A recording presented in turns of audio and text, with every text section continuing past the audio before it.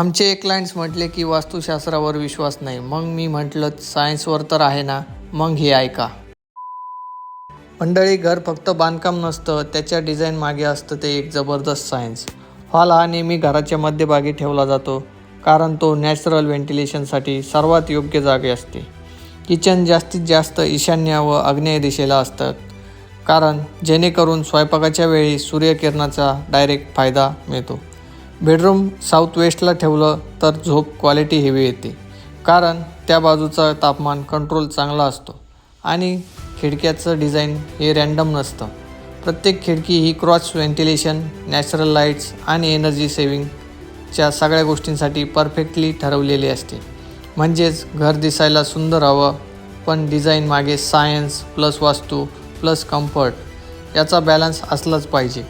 अजून अशीच टेक्निकल माहिती हवी असेल तर पेजला फॉलो करा, लाईक करा आणि शेअर करा.